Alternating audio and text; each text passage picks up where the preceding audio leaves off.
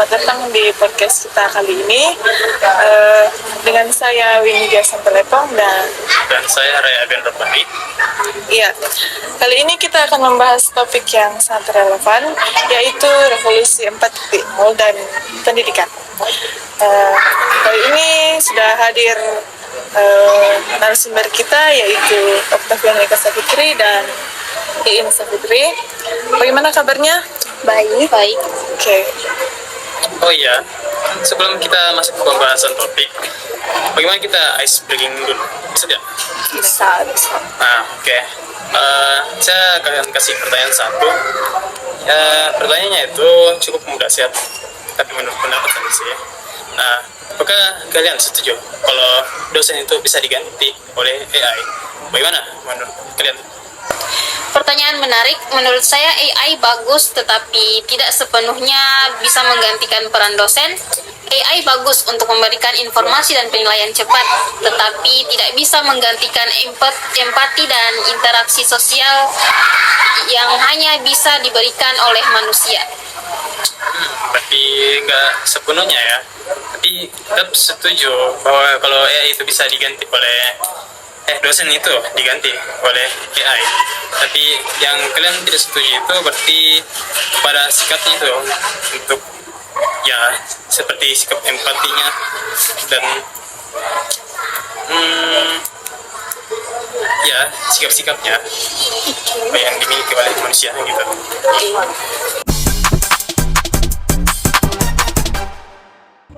Oke, baik, langsung saja kita masuk ke topiknya karena kita juga sudah bisa bicara, tidak perlu tegang ya. Baik, kita masuk saja. Yang hal paling mendasar dulu, kan di zaman sekarang itu revolusi industri 4.0 sudah membawa banyak perubahan ke masa ini, masa sekarang, masa di abad 21 seperti AI, teknologi, dan juga bahkan ada robot. Nah, menurut kalian apa yang harus disesuaikan oleh manusia siswa, seperti keterampilan apa yang harus dikuasai oleh siswa-siswa sekarang? Ada beberapa. Pertama, critical thinking atau berpikir kritis. Dan yang kedua, collaboration atau kerjasama, karena dunia kerja sekarang menuntut kerja tim lintas budaya dan lintas negara. Dan yang ketiga, literasi digital, bagaimana mereka bisa menggunakan teknologi dengan efektif. Berarti harus berpikir kritis dan literasi digital. Dan juga dari saya yang gak kalah penting itu keterampilan kepemimpinan dan ini pengelolaan keuangan, karena menurut saya itu sangat relevan ya untuk menghadapi kompleksitas dunia modern saat ini. Seperti itu. Itu juga menurut saya itu saya sangat setuju dengan pendapat kalian, karena di era yang sekarang juga itu disebut juga dengan era cepat gitu, yang berkembang sangat cepat. Nah, jadi saya lagi punya pertanyaan. Menurut kalian, jika kan anak-anak dan siswa-siswa sekarang sudah terbiasa dengan gadget, mereka sudah memakai gadget semenjak kecil, ya kan? Nah, apakah mereka bisa disebut atau mereka sudah melek dengan digital sekarang? Belum tentu. Anak-anak mungkin mahir menggunakan aplikasi hiburan layaknya seperti TikTok, Google, ataupun YouTube. Tetapi disinilah peran sekolah dan guru sangat penting untuk agar anak tersebut bisa berpikir kritis. Ya betul juga sih, kayak kan yang ya memang mereka akan menggunakan kayak HP kan ke apa-apa, tapi itu tidak menjamin mereka menggunakan itu untuk belajar atau apa. Jadi biasa banyak juga yang hal-hal yang nggak seharusnya mereka ini kayak buka atau apa segala macam, seperti kayak dan di sini juga peran orang tua sangat dibutuhkan untuk mengembangkan pola pikir anak tersebut. Tapi mereka sebenarnya itu harus diawasi ya, karena memang juga rata-rata di sekarang itu internet sudah bisa dipakai oleh semua umur atau sudah bebas, karena anak-anak pun juga sekarang bisa mendalami internet lebih dalam, membuka situs-situs yang terlarang gitu. Nah, jadi kalau ada contoh bisa disebut bagaimana cara teknologi bisa mengubah cara belajar di kelas di era sekarang ini? Tentu guru bisa menjadi satu-satunya sumber informasi di era sekarang dengan platform seperti Google, Classroom, TikTok, atau bahkan YouTube. Siswa bisa belajar mandiri. Guru tidak lagi hanya menyampaikan lewat materi, tetapi juga bisa menggunakan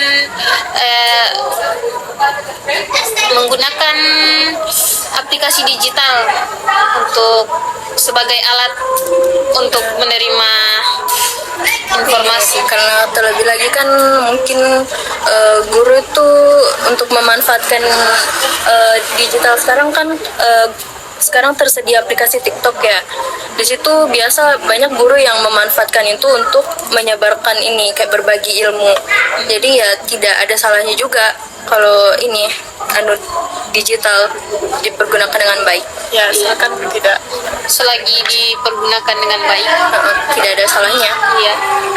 Ya, berarti memang antara siswa dan guru pun juga mereka harus saling balance, seperti mereka memakai platform tersebut, seperti guru-guru memanfaatkan platform tersebut untuk memberikan pendidikan kepada siswa, dan begitu pun juga siswa memakai platform tersebut juga untuk mengonsumsi pendidikan tersebut dari guru-guru.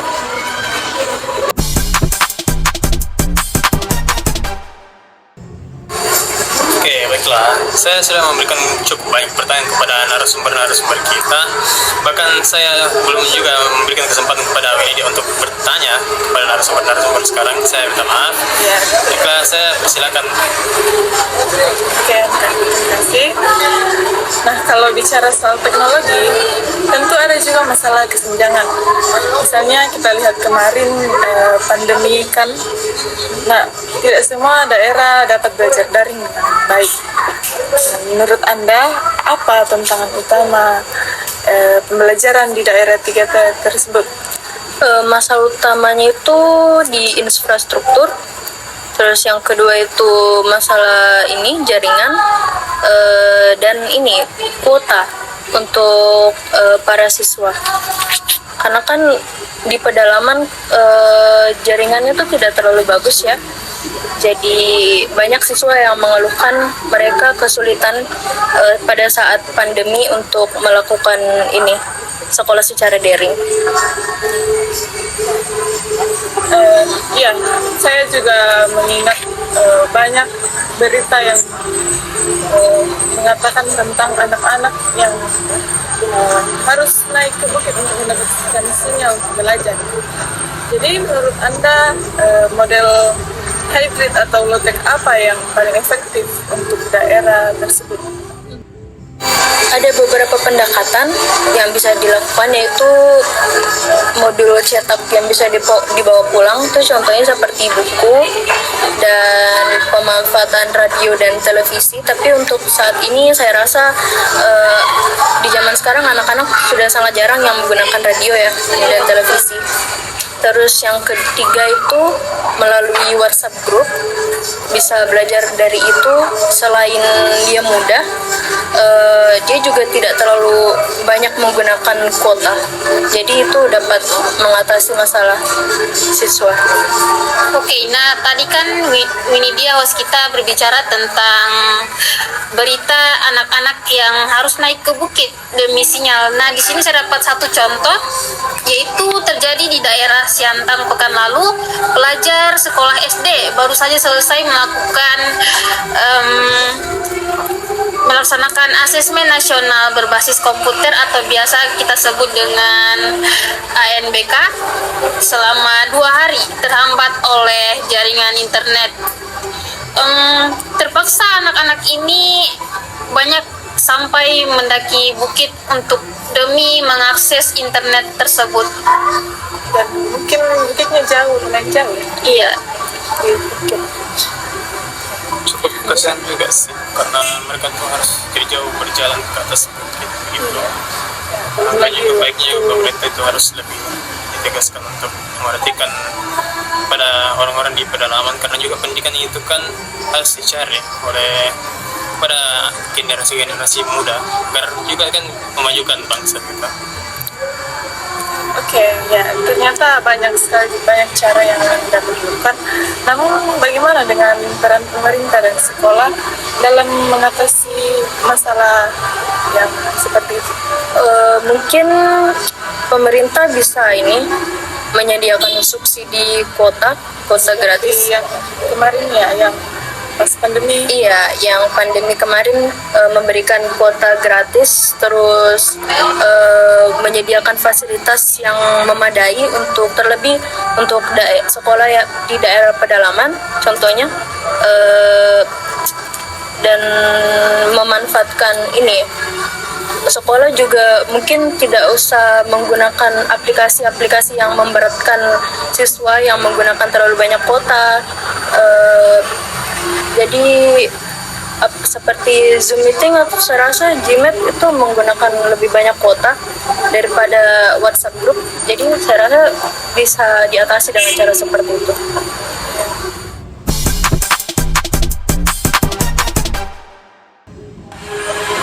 Baiklah, setelah kita membahas dari pertanyaan-pertanyaan dari sebelum-sebelumnya ini, saya cukup simpati juga dengan orang-orang di pedalaman yang ingin menempuh pendidikan, namun mereka memiliki batasan juga, seperti batasan internet, ilmu, dan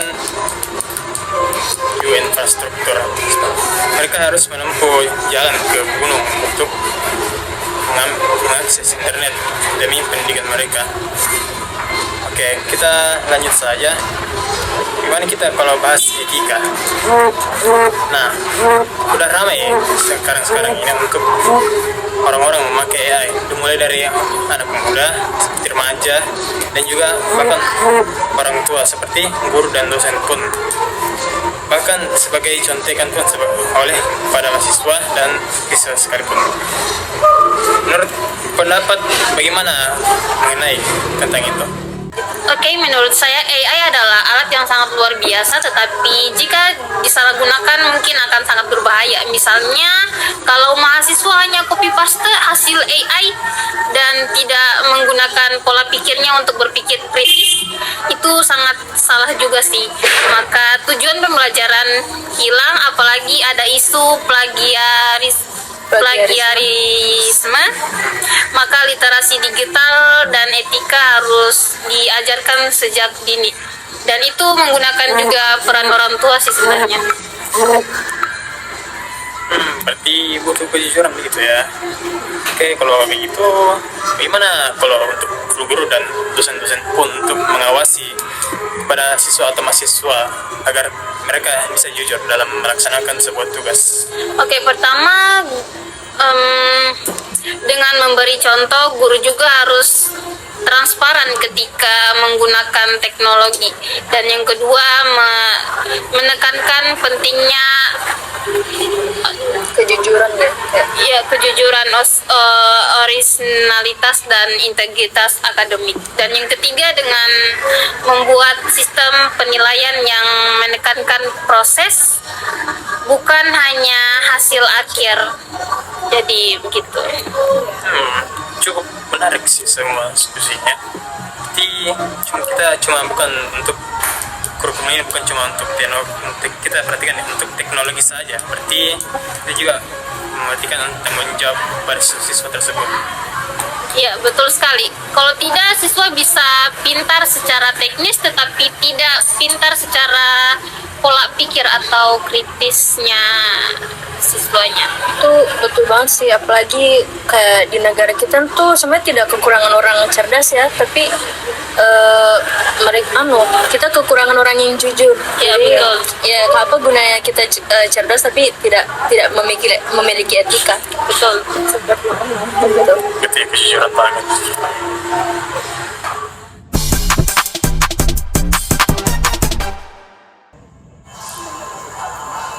Baiklah, kita telah membahas mengenai etika, bahwa zaman-zaman sekarang itu siswa atau mahasiswa juga dibilang kurang jujur terhadap penggunaan teknologi. Bahkan jadi mengenai itu para guru-guru dan dosen-dosen pun harus mengawasi mereka. Oke, selanjutnya mungkin dari Winit ya, punya pertanyaan kepada narasumber kita. Iya. Nah kan kalau kita rangkum dari semua pertanyaan tadi, revolusi industri itu tidak hanya menuntut siswa untuk punya kompetensi, tetapi juga dapat membuat siswa menghadapi tantangan akses dan etika. Nah, menurut Anda, apa langkah praktis yang bisa dilakukan kampus untuk menghadapi masalah tersebut? Untuk menghadapi Menurut saya ada 3. Yang pertama itu integrasi literasi digital ke semua mata kuliah, bukan hanya di komputer. Terus selanjutnya pelatihan etika digital seperti contohnya tadi kayak plagiarisme dan segala semacamnya. Terus yang ketiga itu menyediakan platform kolaborasi bagi mahasiswa dan dosen yang mudah diakses, seperti itu. Oke. Kalau strategi ini diterapkan, apa yang bisa menjadi dampak dalam jangka pendek? Dalam 1 semester saja mahasiswa bakal lebih terbiasa menggunakan teknologi terus secara bijak, terus bisa mengelola kelas digital, dan kampus bisa lebih relevan dengan tuntutan zaman. Jadi tidak selalu plagiarisme begitu ya. Ya.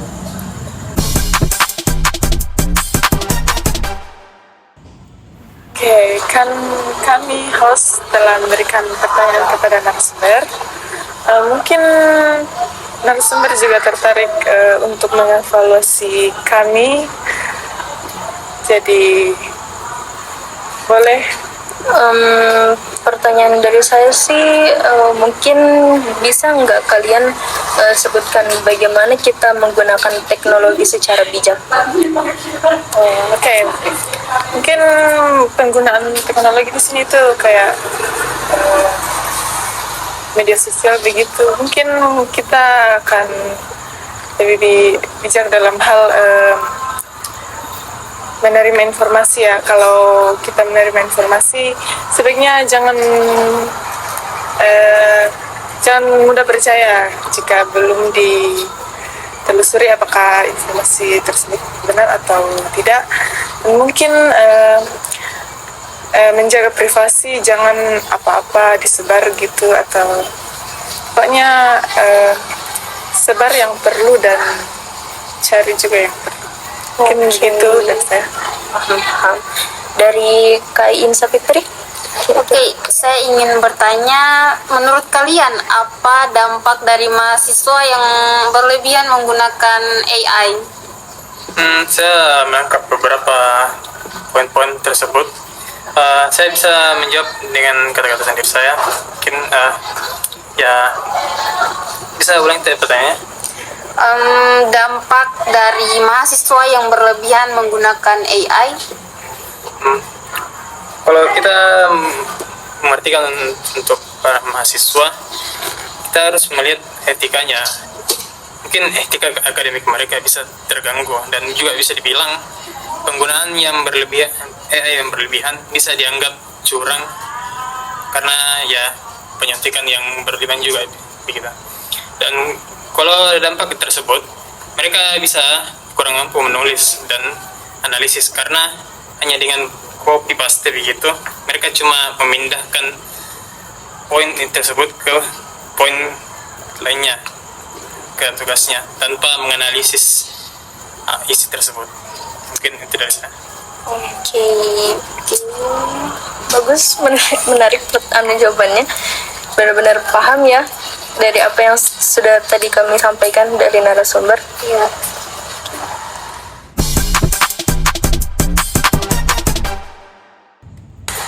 Sayangnya waktu kita mungkin sudah cukup karena tidak terasa kita sudah mengobrol selama 30 menit.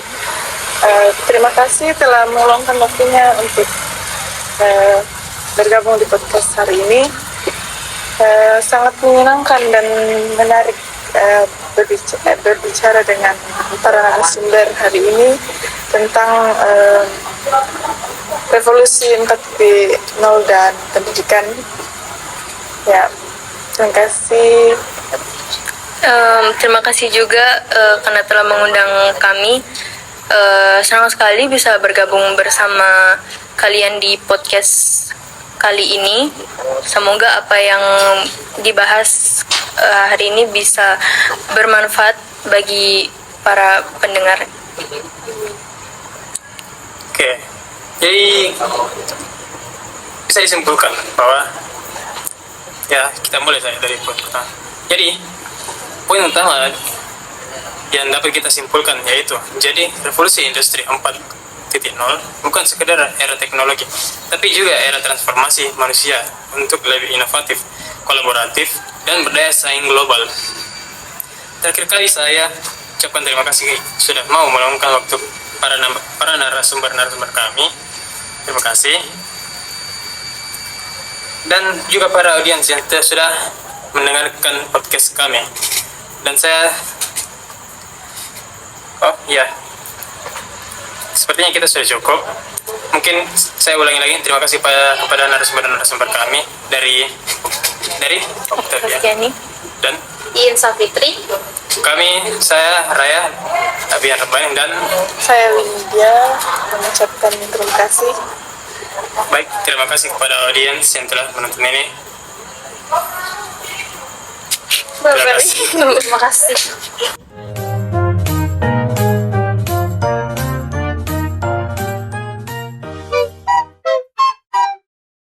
End of flashback.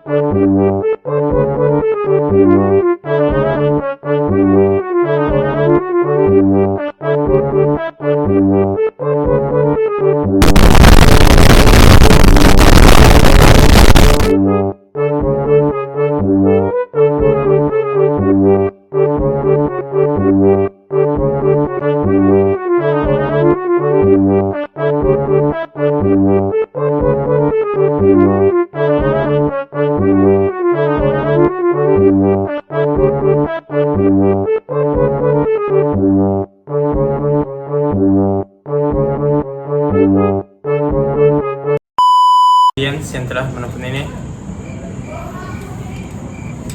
Terima kasih.